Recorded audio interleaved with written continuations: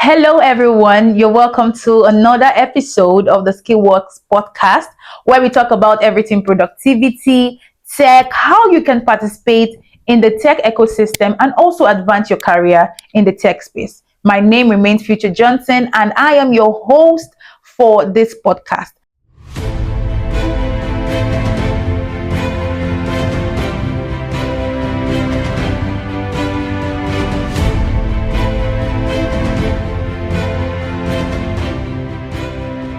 And like you already know, we do not do this podcast alone. We always have a guest that addresses some of the questions as regards the topic that we'll be talking about. So I have with me the manager here at Skillworks, Mr. Benjamin Asabor. You're welcome, Mr. Benjamin. Thank you for having me, Future. How are you doing? I'm doing great. And how are you? I'm fine. Thanks. Okay, so I would like you to briefly introduce yourself to the audience. Okay, just like you rightly said, right? I'm the manager here at Skillworks. I'm a sales and marketing professional. I've been doing this for a couple of years now. I'm helping businesses to grow, gain visibility, as well as accelerate their sales, etc., etc. This shows you're the right person for today's podcast. Yeah. Amazing. So we're going to be talking about something exciting. Almost every month we have people graduate from tech trainings and people say they have tech skills, but a lot of people are not being employed. So we're going to be talking about how long it takes for people to be employable in the tech ecosystem. Right, that's great. Okay, so the first question I want to ask you, what employability really means in tech? What does it mean? Employability, I'm employed in the tech space. What does it really mean? All right, so employability, right, in a general term, it means that you have some skill sets that business owners or anybody wants to leverage, right? So you get paid to do certain things, right? That is what it means to be employable, right? So in the tech system, in the tech ecosystem, it's the same thing, right? You possess some tech skills, right, that you've learned over years or over a period of time, and you're able to exchange these skills for money. That is what it means to be employed in the tech space. Okay. So I have like a fair knowledge of what employability means, right? Yeah. But I want you to explain to the audience what employability really means in tech. Okay. Yes. Great question, right? So employability, right, just like in the normal sense, right, it means that you possess some skill sets that employers are looking forward to having you in their team, right? So because of your skill set, you're able to deliver a product or a service to the customer, right, or to your employers, and in you exchange it for money, right? So in the tech space, it means that you possess some skill set, right? It could be copywriting, it could be email marketing, it could be data analysis, right? It could be digital marketing, it could be any skill, right? You are able to possess these skills and be able to exchange these skills for value, for money. That is what it means to be employed, or employability. That is what it means for employability in the tech space. Okay, so you're saying employability as regards the general term that's used is still the same thing with that of tech, right? Yeah, it's supply and demand, right? Okay. It gets you because of what you've garnered over the years, over a period of time, the skills you have. Yeah. Right. And I as a business owner, or I as an employer, I need those services in my business, and you're able to deliver. Okay. Right. And I pay for what you've done, or I pay for your services, right?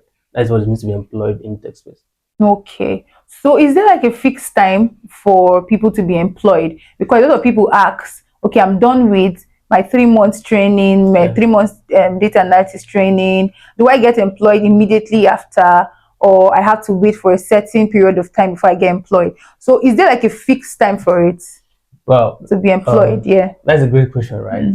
But I often say this, right? To be employed, even in life, right, in any sector, to be employed in any sector is up to you as a person, right? Okay. And in the tech space is even much easier, right, to be employed, right? So, for instance, when I was learning digital marketing, when I was learning a digital marketing course, I started making money the second week learning that course, right? That was because I learned how to do certain things, right? So I didn't wait for the entire 3 month duration to exceed before I start pitching my idea, pitching my abilities and all that. So what I know how to do, I met some persons that I believe that these people need this products and services, and I was able to exchange my skill for money, right? So you as a person, somebody in the tech space, right?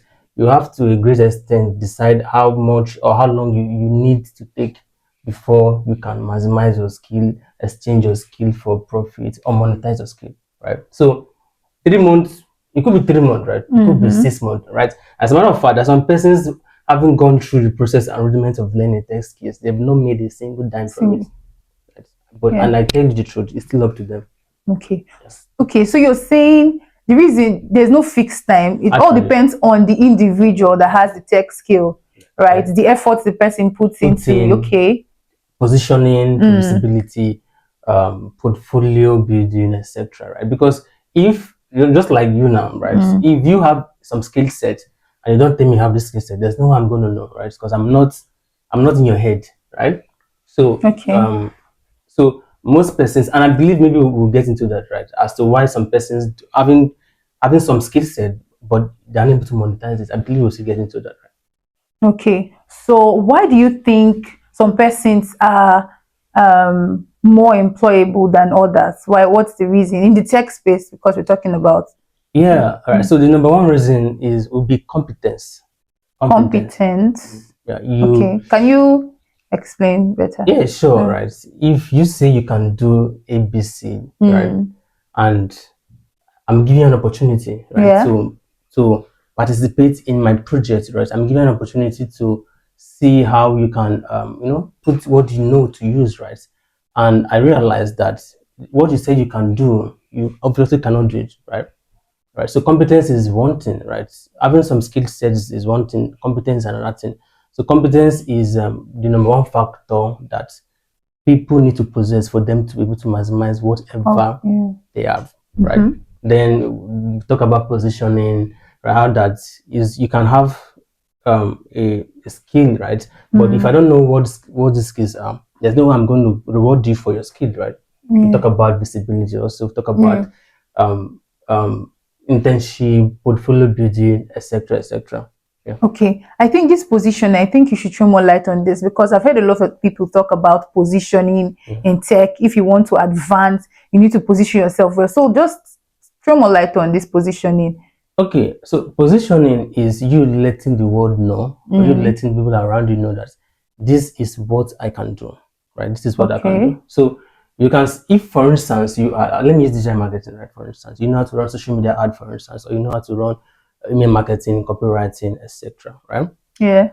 It is up to you to tell people that you can do things like that. So you might want to build a portfolio, right? You might want to use a case study. You might want to build a portfolio and then put it on maybe LinkedIn or your social media. You post, you are consistently posting that I can do this, right? I can do this. I can help you grow your business. I can give your business 10x, right? Using Facebook ad, right?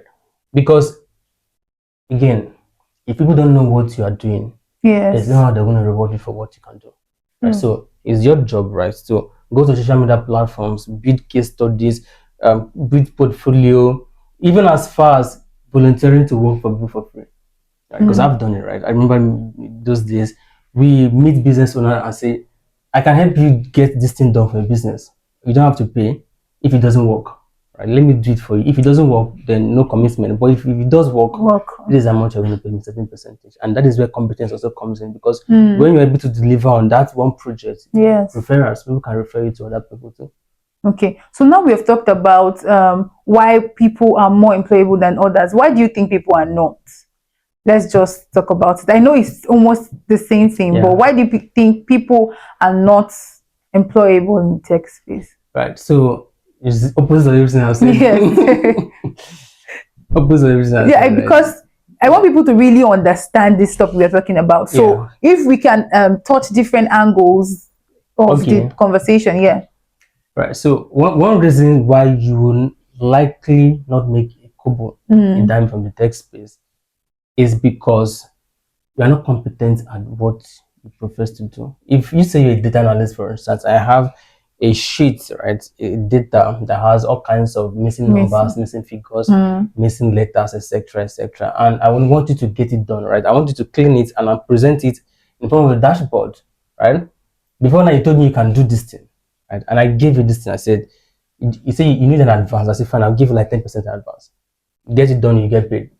And you can't, and you can't do it. You have closed not just that door, you have closed many other doors, because one satisfied customer is equals to many other customers, right? Because referrals, that is how it works, referrals. So other reason might be the person knows how to do the work, but the person is shy.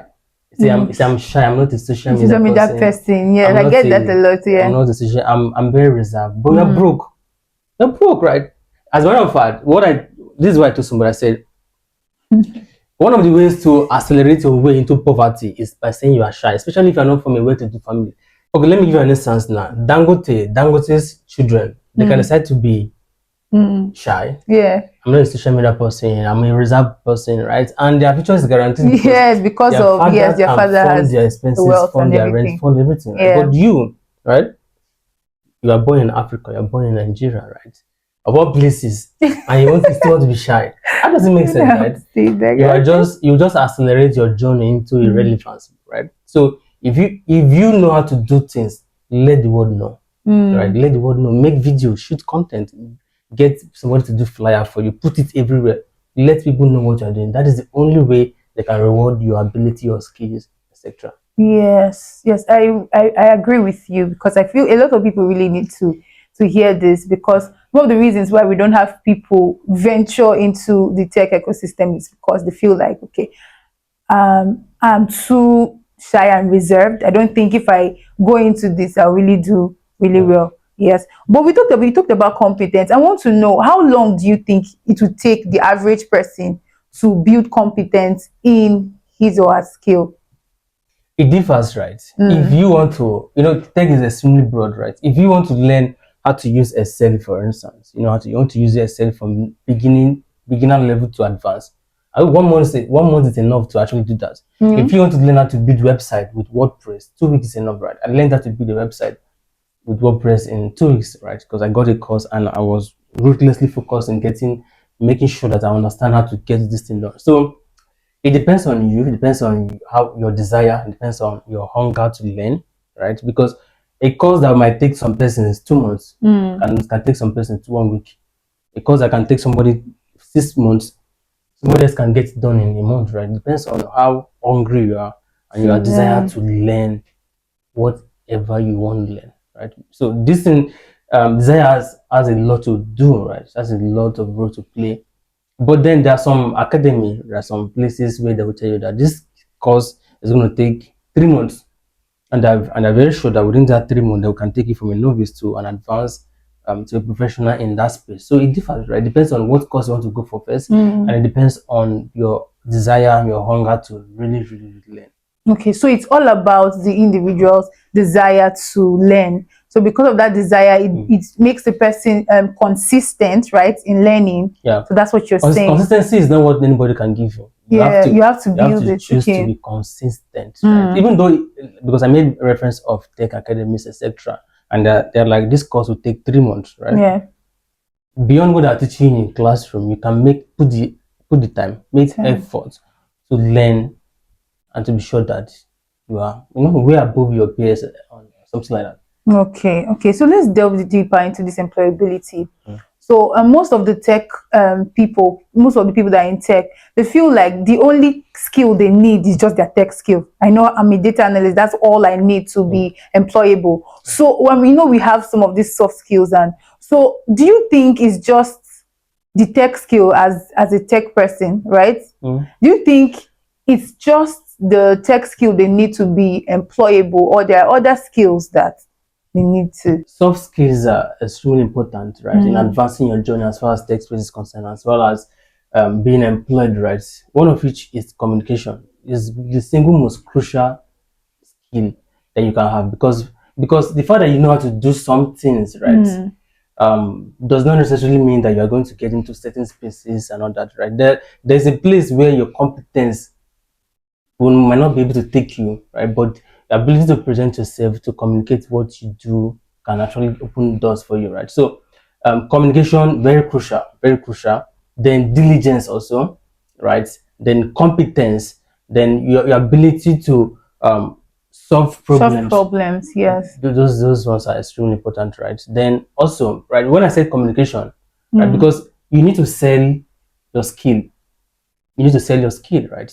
So communication enables you to sell your skill, right? If you're unable to communicate your values, your positions clearly to your target audience, it's unlikely that you profit from whatever test skill you have, right? So communication is extremely crucial. As far as I'm concerned, the single most important skill that you need to possess in It's addition to communication. whatever you know how to do. It's communication. Yeah. So okay, let's talk about certificates, right? Yeah. So how does the project and practicing, how does it relate to being employable, right? Like doing your projects and practice. Do you think it equips you, it helps you, or it's just one of those things that you should do as normal practice to be employed as a tech person? Yes, yes. I think projects, internship practices are very, very crucial, right? Mm. Because you can't get employed because somebody went through your social media platforms. If you are learning data analysis, for instance, right, you're building dashboard, you're building models, you are querying data, and you are documenting your processes, you're documenting Yeah, your journey on your social media platforms, right? An employer can look at the things you've done and be like, okay, this this person is a person, good yes, fit, right? yeah. So and again, you have to practice. You have to practice what you're learning, right? Mm. Because it's not enough to put all the knowledge inside of you and be like, I know it, I know it, I know it. I know it's offered. I need it offered, right? When you practice it, what you're learning, Yeah. it makes you it positions you to be able to as um deal with problems that relate to that space, right? So internship also, there are places where you might need to intern, right, to build your portfolio. So certifications are crucial, they're good, right? Because Mm. if I'm interviewing somebody for a job role and I'm saying that you have MIT certification, you have certification from Udemy, Mm. Coursera, as well as you have certification from Skillworks, right? And I want to consider it because these are reputable organizations that I've come to know. So certifications are crucial, but beyond that, it's very good for you to document your Your processes, or processes. document the problems that you've solved, how you were able to solve these problems, and the processes that you took to actually get it done. So very crucial. So when do you think someone should start applying for jobs? Say I learned data analytics for 3 months, Yeah. right? And I'm eager, I want to really work. Do you think I should immediately start applying for jobs, or I need time to practice before applying? And if I need time to practice, how long do I need to practice? Mm, you don't see this thing about time, just like I said in the beginning of this podcast, is up to you, right? Because I believe the best way to prove yourself is in the real work environment, right? The faster Okay. you're able to get into that space where you can, where you when you have responsibility that you have to deliver on these things based on what you claim to know, right? And then that is when you realize sometimes that you're not as good as you thought, right? And it will enable you to go and research, watch, ask questions, learn from Mm. mentors, and to be able to answer the question effectively. So, how long? Maybe if your course is like 2 months to from beginning to the end, right? And you have to give it that 2 months to finish it. As soon as you are done, or even before you are done with your course, right? Just like I told you when I began, Mm. I said the course I started taking, which was digital marketing, I started making money in the first 2 weeks of that course because at that time I learned how to use Google Business Profile. I was able to help people. Then just call Google My Business. I was able to help a certain business owner to put a business on Google on map, right? So that when people are searching for the product she's selling, she appears on the map, right? The moment I finished that module, because it was module by module, the moment I finished that module, I started pitching it to business owners and to Mm. make money, right? Right. So how long do you need to take? How long will it take you to get paid, to get employed, to start practicing is up to you. But I usually advise people start as soon as possible. So long as you know how to do something, start selling it, right? Start selling it. Even though you are just beginning, or you still have a long way to go. Start selling the ones you know now. Okay, so you're saying, like I gave an instance of being a data Analyst. analyst, right? And I studied I learned data analytics for 3 months at Skillworks, Yeah. right? So you're saying that I can start applying for jobs, whether they are really high paying jobs, within that period. Yeah. I don't have to wait. Yes, exactly. That's what I'm saying. That's what you're saying. You don't have to wait, because most times it's not that when you start up, it's not that you apply today and then get employed tomorrow. Sometimes the process might take time. So the time that you will say, okay, let me be done, right? Let me finish. When I finish, I will get employed immediately. It doesn't work that way, because opportunities are it's opportunities. Opportunities to get employed today might not be there tomorrow, right? And you must understand this too, that so long as you're learning a reputable organization like Skillworks, for instance, you have mentors, you have tutors that will guide you on how to actually get some things done. So it's even much easier for you to get started when you are learning, right? Impress your tutors, impress your faculty members, impress your peers, right? They will help you, encourage you, and show you things you don't know. The best way to learn in accelerated level is by playing the real environment. That is how, because responsibility will put on your shoulder, and it will force you to go and learn and relearn and become better. Okay, thank you so much, Mr. Benjamin. Thank you so much for the time that you spent, to enlighten us about employability in the tech space. So I just want you to talk to the audience and give them an advice as regards how they can be employed. Just the general advice you want to give to the audience. Okay. People, yes. Right. So, in conclusion, right, learn a tech skill. Ensure you learn a tech skill, and not just any tech skill. Pay attention to in-demand tech skills, right? Skills that can take you to horizons, right? Skills that can give you leverage. Skills that can give you options to maximize your life, right? So, yeah, that's it. Okay.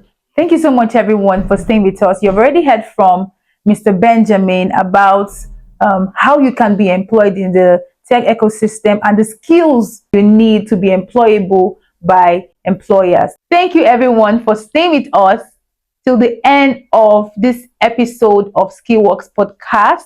Do well to like, subscribe, and follow us on all our social media platforms. Thank you so much. Do well to have a pleasant day. Bye.